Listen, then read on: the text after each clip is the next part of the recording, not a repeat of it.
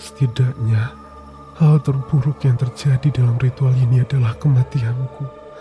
Itu yang kupikirkan saat menerima keputusan warga untuk menikahkanku dengan Doro Kantur. Tirah berucap sembari menunduk. Namun ternyata, pemikiranku salah. Tira bercerita bahwa ia mengalami hal yang lebih mengerikan daripada sekedar kematian.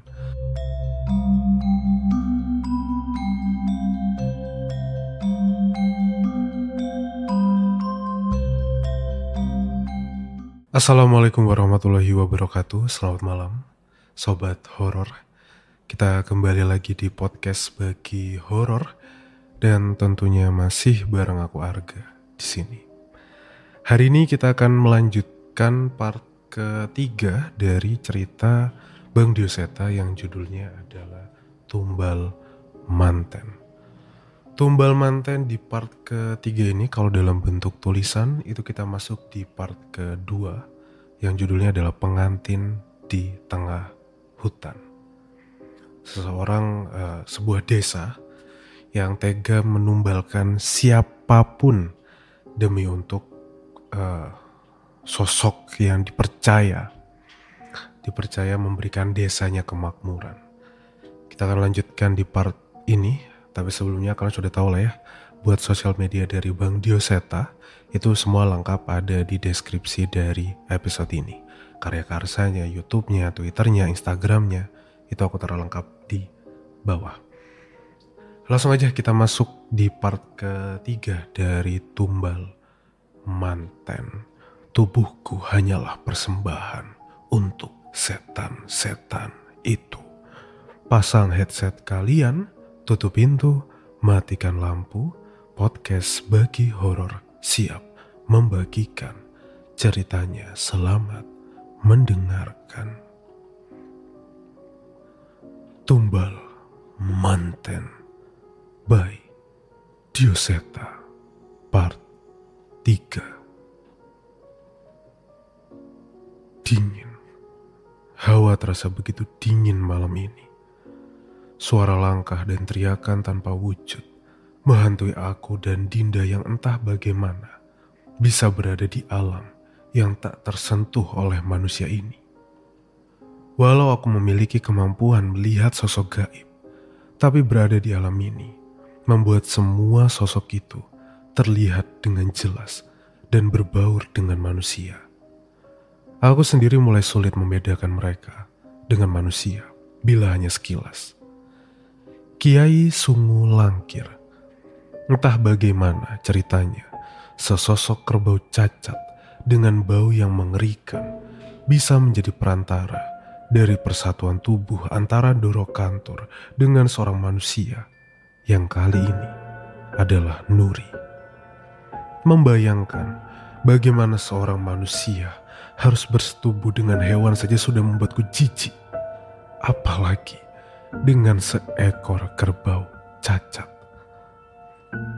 Mungkin berhubungan badan yang dimaksud bukan seperti yang kupikirkan. Mungkin ada cara tersendiri di ritual itu sebagai simbolik. Tapi firasatku mengatakan tidak.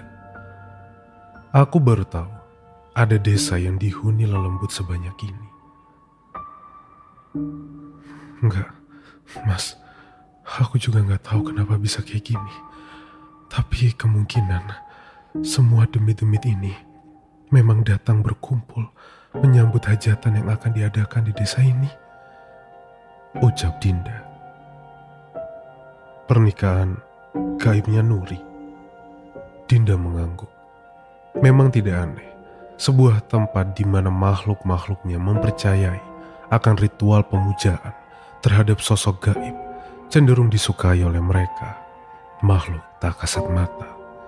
Di sini, mereka merasa lebih mudah mencari mangsa mereka untuk disesatkan. Terus, kita gimana, Mas? Tanya Dinda. Kita cari cara untuk kembali ke alam manusia dulu.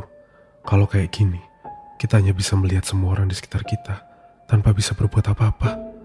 Jawabku. Emangnya Mas tahu caranya? Aku menggeleng sembari memperhatikan beberapa sisi desa. Mungkin kalau kita bisa menemukan gerbang gaib yang menghubungkan kedua alam ini, kita bisa balik. Kira-kira kamu tahu nggak tempat kayak gitu di sini? Gerbang gaib? Dinda berpikir sejenak. Sepertinya ia memang memiliki gambaran akan sesuatu. Apa mungkin ada di hutan kediaman Doro Kantur, Mas? Katanya keraton gaibnya ada di sana dan cuma bisa dimasuki oleh orang-orang yang diizinkan. Aku berpikir sejenak. Itu mungkin saja.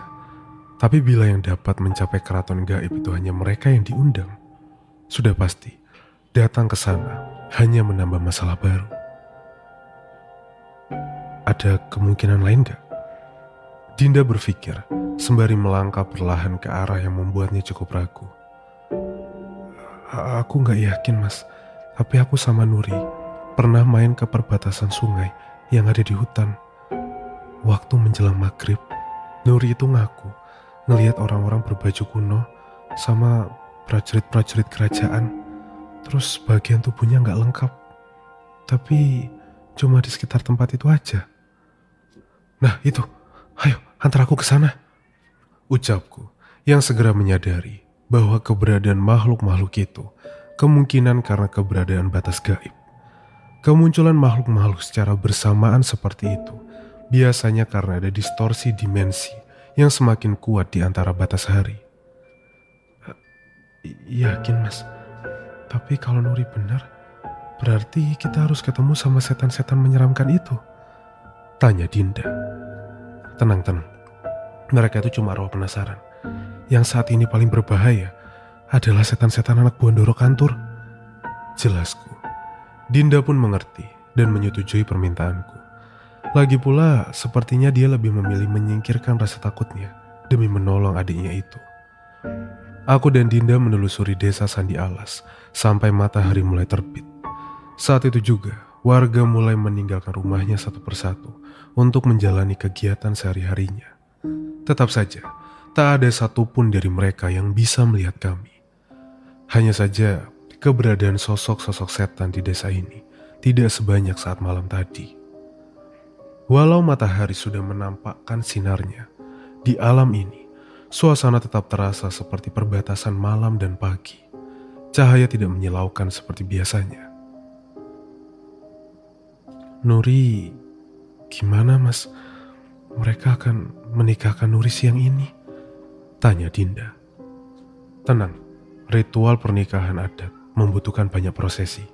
Kalau kita bisa menghalangi Doro Kantur, ritual mereka tidak akan ada artinya, balasku. Dinda cukup tenang mendengar jawabanku. Walaupun sebenarnya ucapanku tadi hanyalah dugaanku saja untuk menenangkan Dinda. Dengan langkah yang cukup cepat, kami melintasi rumah-rumah kayu yang terpisahkan oleh kebun-kebun.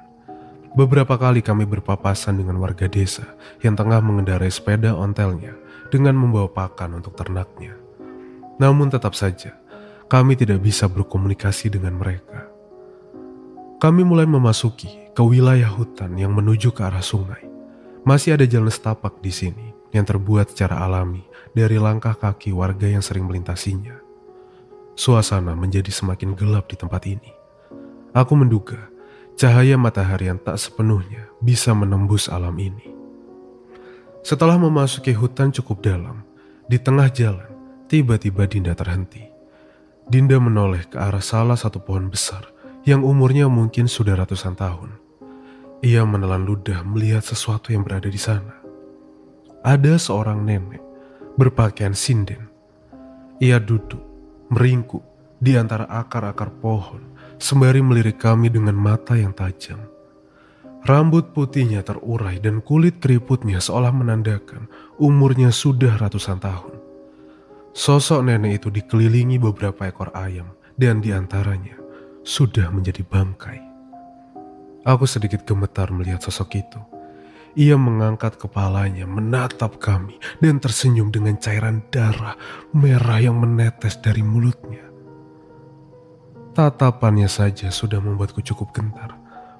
Aku benar-benar tidak berharap sosok itu akan mendekati kami. Jadi dia benar-benar ada, gumam Dinda dengan raut wajah yang tak jauh berbeda denganku.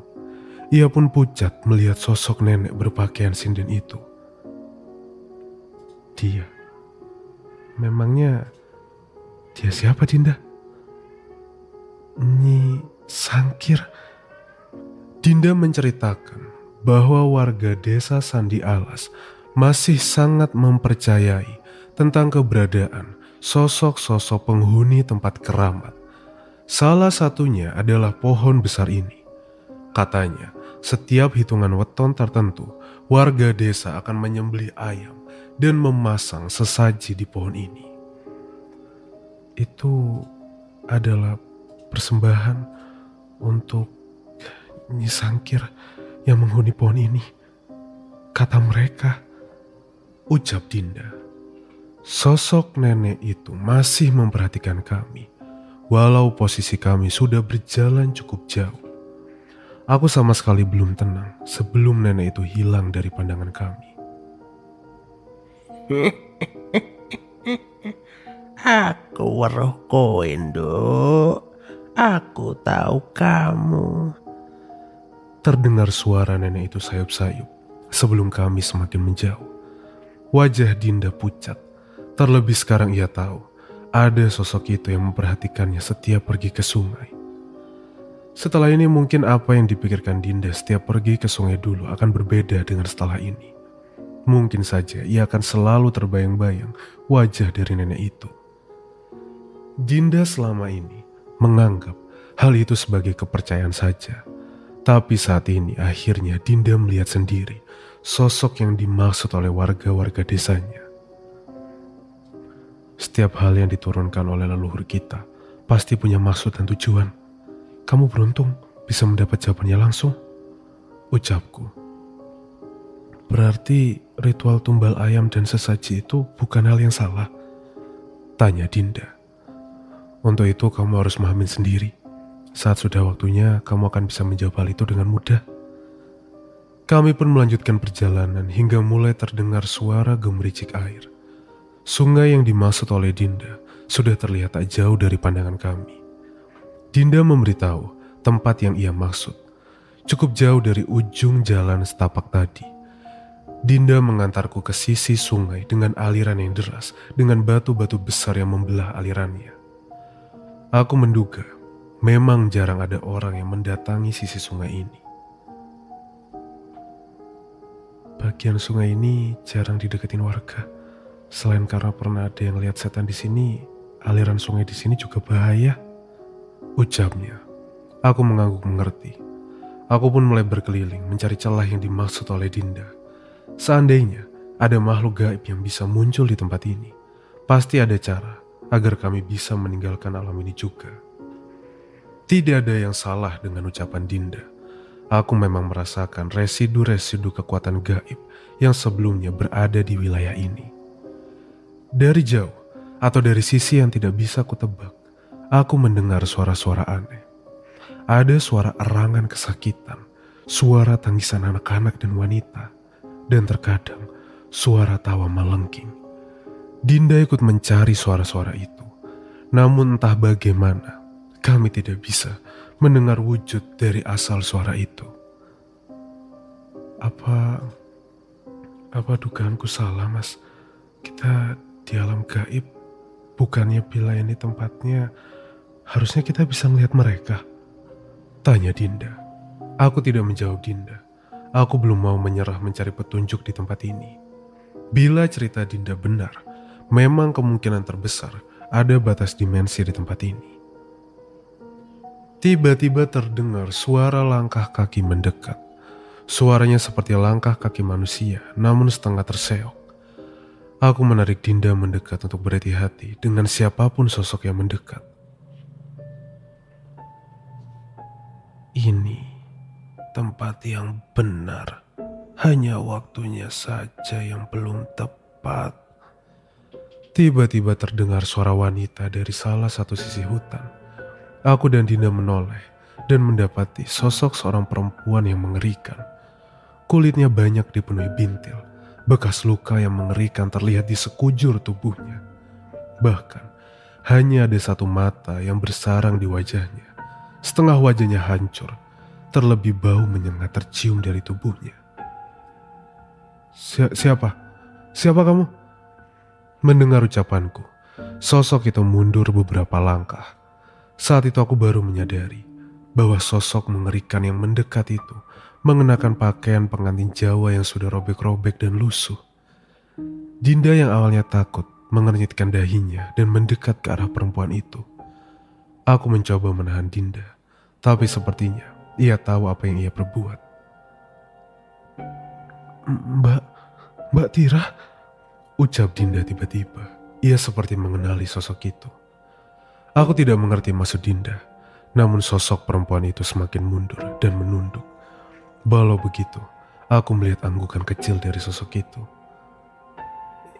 Benar Mbak Tira, anaknya Pak Rasto? Sepertinya Dinda benar-benar yakin dengan siapa yang dilihatnya. Mengetahui hal itu, aku pun mendekati sosok perempuan itu dan memeriksanya. Manusia. Benar, dia seorang manusia. Dinda mendekat kepadaku dan sedikit berbisik di telingaku. Sepertinya ia berbisik agar ucapannya tidak menyinggung perempuan yang bernama Mbak Tira itu. Betapa kagetnya aku saat mengetahui Tira adalah perempuan sebelum Nuri yang dinikahkan dengan Doro Kantur. Kejadian itu sudah 10 tahun yang lalu. Saat itu Dinda masih kecil, sangat kecil. Ia cukup sering bermain dengan Mbak Tira. Namun ia tidak tahu ketika Tira diputuskan untuk menjalani pernikahan tumbal ini. Yang aku ingat, Mbak Tira itu cantik, sangat cantik, ucapnya dengan wajah sedih sambil menatap pada sosok itu. Saat merasa mulai yakin, Tira mendekat kepada Dinda dan menatapnya dengan satu matanya yang berkaca-kaca. Ojo Yondo, jangan. Ojo, jangan sampai Nuri adikmu jadi pengantin Doro Kantur. Jangan sampai nasib Nuri sama kayak aku, ucap Tira dengan isak tangis. Mbak Tira ini kenapa? Apa yang terjadi? Kenapa gak bisa balik ke rumah? Tira mengusap air matanya. Ia meminta kami mengikutinya ke tempat yang lebih hening dan tidak terganggu dengan suara arus sungai. Tidak ada yang bisa kalian lakukan sampai perbatasan hari. Kalian baru bisa kembali ke alam manusia saat menjelang petang, ucap Tira. Tapi kami harus nolong Nuri, Mbak, balasku. Mbak Tira menggeleng, seolah mengisyaratkan bahwa tidak ada yang bisa kami perbuat saat ini. Ritual itu hanya urusan manusia. Ikatan sebenarnya antara Nuri dan Kiai Sungu Langkir adalah saat malam datang. Kalian harus menyelamatkan Nuri saat itu, jelas Mbak Tira. Caranya, Mbak? Tanya Dinda. Tenang, aku hanya bisa menceritakan apa yang terjadi padaku dulu. Kalian punya banyak waktu untuk ini. Mungkin saja dari ceritaku, kalian tahu apa yang harus kalian perbuat, ucapnya. Memang, wujud Mbak Tira saat ini begitu menyeramkan. Tapi tutur bicara dan sifatnya yang lembut membuatku merasa wujudnya saat ini bukanlah sebuah masalah. Mbak Tira menceritakan kejadian 10 tahun yang lalu ketika dirinya terpilih untuk menjadi pengantin gaib sesuai tradisi di desa Sandi Alas. Saat itu ia pasrah dengan apa yang terjadi pada dirinya. Bukannya tidak takut, tapi ia tahu bahwa ia tidak mungkin bisa menolak atau melarikan diri. Saat itulah Tira hanya menanamkan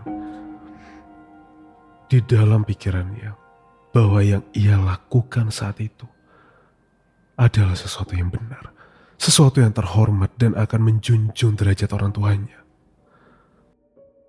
Setidaknya, hal terburuk yang terjadi dalam ritual ini adalah kematianku. Itu yang kupikirkan saat menerima keputusan warga untuk menikahkanku dengan Doro Kantur. Tira berucap sembari menunduk. Namun ternyata pemikiranku salah. Tira bercerita bahwa ia mengalami hal yang lebih mengerikan daripada sekedar kematian.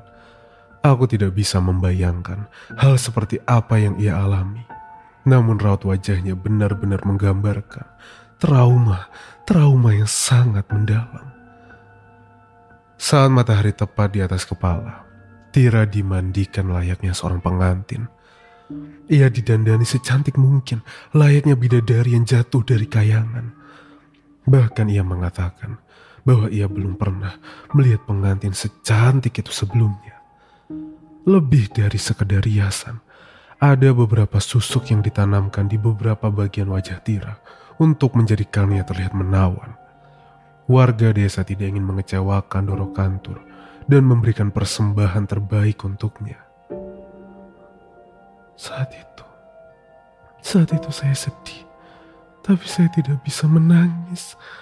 Ada susuk yang ditanamkan di mata saya untuk mencegah saya untuk menangis. Kata mereka, jangan sampai Doro Kantur tidak puas karena melihat saya menangis. Ucap Tira. Hatiku sakit mengetahui sebegitunya warga desa memperlakukan Tira. Namun ternyata itu belum seberapa. Hajatan yang dilakukan sejak siang hari itu harus berlanjut sampai tengah malam. Alunan gending gamelan dan tarian-tarian mengiringi prosesi penyucian Tira. Sesaji, kemenyan diletakkan di sekitar Tira. Asap itu terus menyelimuti tubuh Tira untuk menyatakan bahwa ia sudah siap menjadi bagian dari alam yang sama dengan Doro Kantur. Alam gaib. Pekat. Terlalu pekat asap yang menyelimuti Tira bersamaan dengan iringan bacaan-bacaan mantra yang terdengar dari sesepuh desa yang paham dengan ritual ini. Suara ayam yang menolak untuk disembelih terdengar beberapa kali bersama genangan darah yang terlihat mengalir di bawah kaki Tira. Ritual-ritual mengerikan itu terus terjadi, berentetan tanpa dapat Tira ingat. Ia hanya terus berusaha meyakinkan dirinya agar tidak takut dan mampu menjalani takdirnya.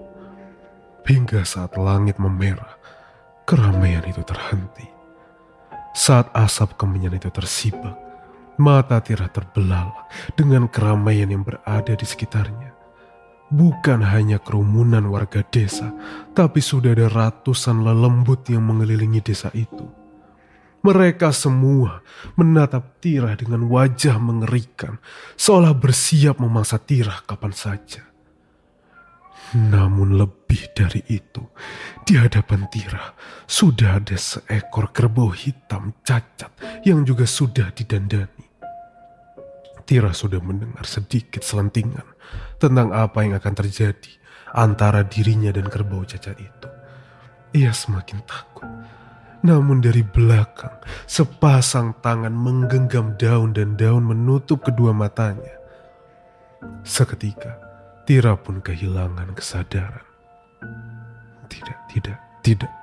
Tira tidak kehilangan kesadaran sepenuhnya. Sayup-sayup ia merasakan dirinya dikendalikan oleh sesuatu. Sesekali ia melihat keberadaannya di sebuah ruangan berdinding kayu yang diterangi dengan sebuah lampu minyak. Ia merasa tubuhnya menari dengan sensual, seolah merayu sosok kerbau menjijikan itu. Tira merasakan semuanya. Ia merasakan bau yang menyengat. Ia merasakan bagian tubuhnya bergesekan dengan kerbau itu. Ia merasakan lidahnya menjilati setiap bagian dari kerbau itu tanpa terkecuali. Namun Tira tidak dapat mengendalikan dirinya. Ia melakukan hal yang tidak pernah dibayangkan oleh manusia manapun. Saat semakin malam, birahi kerbau itu mencapai puncaknya. Hal yang mengerikan semakin terjadi, di mana kerbau itu berusaha melampiaskannya pada tubuh Tira. Gigitan, tusukan dari tanduk, dan hentakan kaki kerbau itu menghujami tubuh Tira. Sewajarnya, tidak ada manusia yang bisa hidup dari semua siksaan itu. Tapi anehnya, Tira tetap hidup dengan semua rasa sakit yang semakin menghujaminya. Hingga saat pagi hendak datang, tubuh yang indah itu menjadi pelampiasan oleh kerbau cacat itu hingga hampir tak lagi dikenali. Kerbau itu mati setelahnya, dan sebelum matahari sempat menunjukkan sinarnya, ada sosok yang merobek perut kerbau itu. Sosok makhluk berwujud anak kurus bertubuh hitam dengan wajah yang mengerikan. Ia tak mengenakan sehelai benang pun di tubuhnya. Ia melihat Tirah yang tergeletak dan ia pun tersenyum dengan senang. Aku Ndoro Kantur, kau mempelaiku yang akan membesarkanku dan melayani semua nafsuku, ucapnya sembari menghampiri Tirah yang sama sekali tidak mampu untuk bergerak. Tirah memandang tubuh anak laki-laki bertubuh hitam yang berlumuran darah. Saat itu, ia sama sekali tidak mengerti apa yang terjadi. Ndoro Kantur yang berwujud anak laki-laki itu menjambak Tirah dan menyeret tubuhnya meninggalkan bangunan itu. Tidak ada siapapun di luar. Tubuh Tirah diseret menuju kediaman makhluk yang selama ini dipuja oleh desanya. Saat itu ia baru mengerti bahwa siksaan yang terjadi semalam hanyalah permulaan. Aku dan Dinda tak bisa menahan emosi mendengar kisah Tirah. Sudah jelas, memuja makhluk gaib seperti Ndoro Kantur adalah perbuatan yang mengerikan. Apa mereka tidak pernah memikirkan hal seperti ini? Aku bukan pengantin. Aku jauh dari kata itu. Aku lebih pantas disebut pelacur untuk setan-setan pengikut Ndoro Kantur. Aku harus terus melayani mereka, ucap Tirah. Mbak, apa nggak ada yang bisa Mbak Tirah perbuat? Semua itu terlalu kejam, Mbak. Dinda benar-benar geram, namun Tirah hanya menggeleng. Semua cara sudah kucoba. Bersembunyi, melarikan diri. Bahkan hampir setiap hari aku mencoba membunuh diriku sendiri. Tapi semuanya gagal.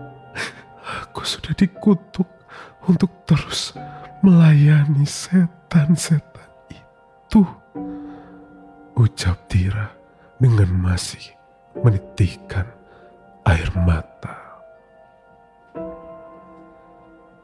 Itu dia part ketiga dari Tumbal Manten dari Bang Dioseta, berakhir sampai di sini.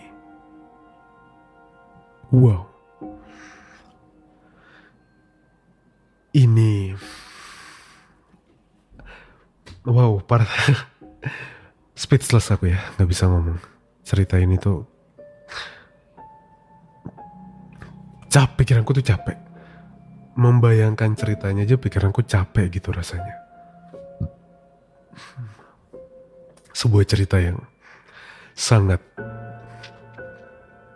mengerikan, psikopat, gila. Bang Dioseta udah gila nulis cerita kayak gini. Edan, sangar. Wow. Ya itulah part ketiga dari Tumbal Manten ya teman-teman ya, pengantin di tengah hutan. Dan ternyata ketemu sama pengantin sebelumnya sebelum Nuri. Dan kira-kira bagaimana mereka menyelamatkan Nuri? Bisma ini bapaknya dari Danan ya, betul ya, buat yang gak tahu. Harusnya iya, Bimo kan palingnya. Bisma ini bapaknya dari Danan. Kira-kira apa yang akan terjadi? Kita akan cari tahu di part selanjutnya. Tapi kalau kalian mau baca sendiri cerita lengkapnya itu ada di Karya Karsa dari Bang Dioseta, ada di bawah. Di Twitternya kalau ada kalian cari aja cerita ini. Mungkin sudah di-post, mungkin belum. Kalian cek aja antara Twitter dan Karya Karsanya. Terima kasih Bang Dioseta sudah membagikan cerita Tumbal Manten ini di podcast Bagi Horor. Kita akan ketemu di part keempat ya ceritanya teman-teman. Ceritanya mungkin akan berakhir cuma sampai di part ke-6 mungkin. Jadi tinggal 3 part lagi cerita ini akan selesai. Terima kasih semuanya keluarga, pamit undur diri. Mohon maaf kalau ada salah-salah kata selama bercerita, dan ingat, Anggap saja cerita di podcast bagi horor ini cuma hiburan semata. Ambil positifnya dan buang negatifnya. Wassalamualaikum warahmatullahi wabarakatuh. Selamat malam dan selamat istirahat.